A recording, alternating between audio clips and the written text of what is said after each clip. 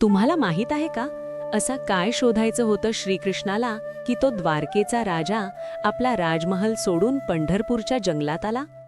काय घडले होते नेमके?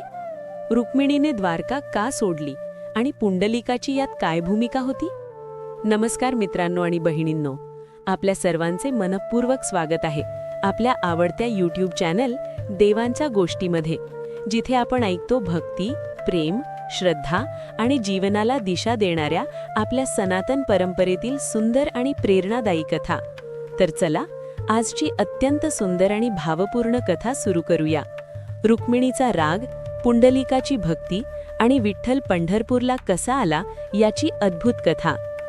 द्वारकेच्या त्या भव्य सुवर्णमंडित नगरीत राजा कृष्ण आपल्या राणी रुक्मिणीसोबत अत्यंत सुखाने आणि शांततेत राहत होते. राजवाड्याच्या अंगणात दररोज वीणेचे मधुर सूर घुमत, सुगंधी फुलांचा दरवळ दरबारात पसरत असे आणि सर्वत्र आनंदाचे वातावरण असायचे.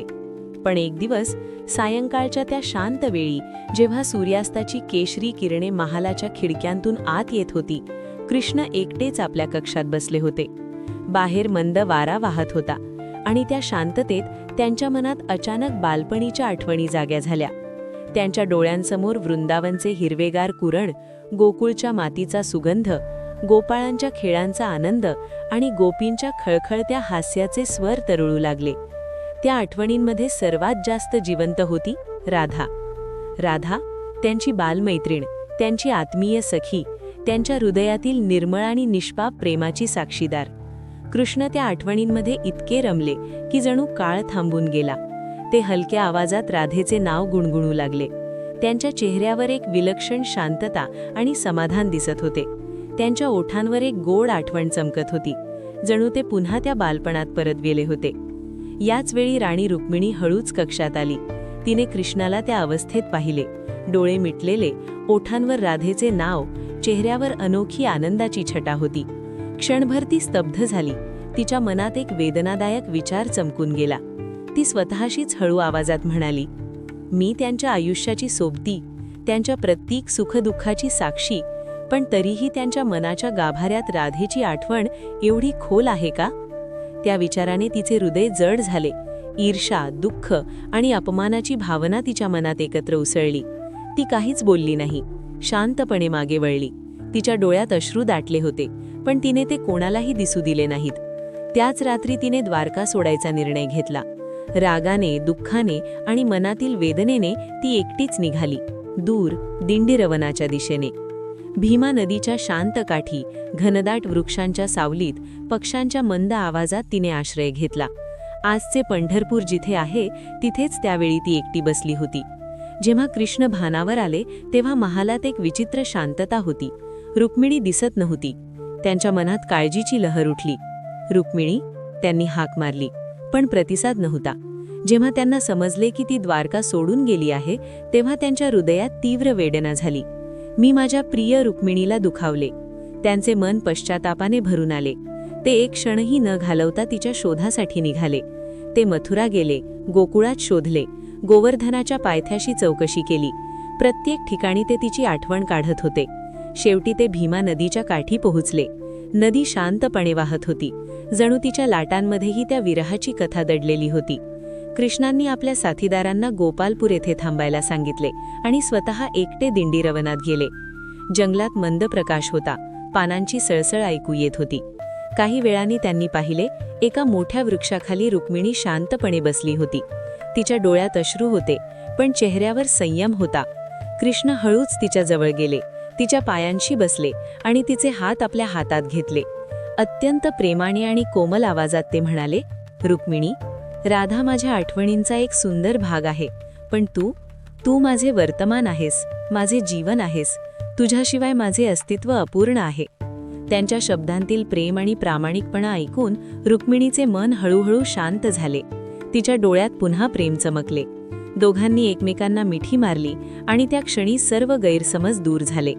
आता एकत्र झालेले कृष्ण रुक्मिणीने दिंडीरवनात राहणाऱ्या महान भक्त पुंडलिकाच्या आश्रमाला भेट द्यायचे ठरवले. त्या दोघांच्या मनात एक शांत आनंद होता आणि ते भक्ताच्या प्रेमाला भेटण्यासाठी निघाले. पुंडलिक आपल्या आईवडिलांसह जनदेव आणि सत्यवती आणि पत्नीसोबत राहत होता. आश्रमाभोवती शांत वातावरण, पक्ष्यांचे किलबिलाट आणि नदीचा मंद आवाज ऐकू येत होता. पण पुंडलिक सुरुवातीला संत नव्हता. लग्नानंतर त्याने आपल्या वृद्ध आईवडिलांना खूप त्रास दिला होता. काशी यात्रेला जाताना आईवडिलांना चालत जावे लागे, तर तो आणि त्याची पत्नी घोड्यावर बसून जात. मुक्कामाच्या ठिकाणीही त्यांना कामे करायला लावे. पण एका दिव्य चमत्काराने त्याचे जीवन पूर्णपणे बदलले. एकदा कुक्कुट स्वामी ऋषीच्या आश्रमात राहत असताना पुंडलिकाने रात्री एक अद्भुत दृश्य पाहिले.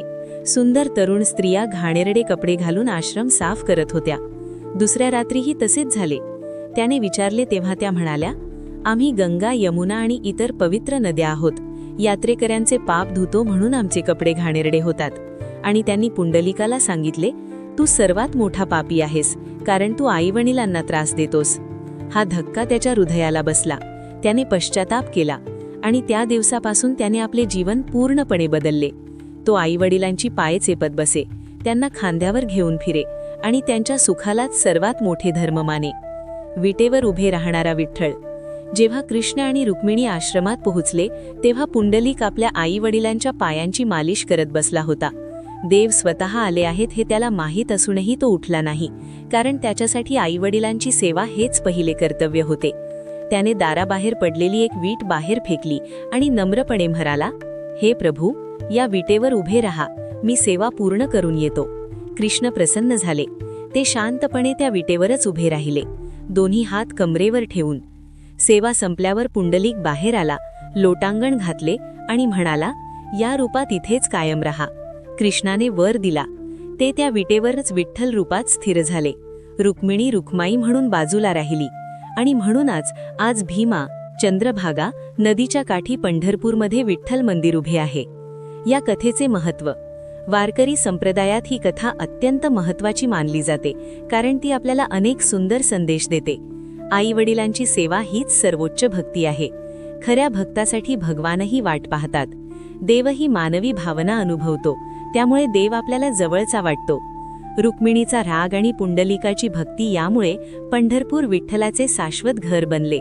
यामुळेच दरवर्षी आषाढी आणि कार्तिकी एकादशीला लाखो वारकरी पायी चालत पंढरपूरला येतात आणि विठ्ठल रुक्माईचे दर्शन घेतात. हरी विठ्ठल. धन्यवाद. जय हरी विठ्ठल.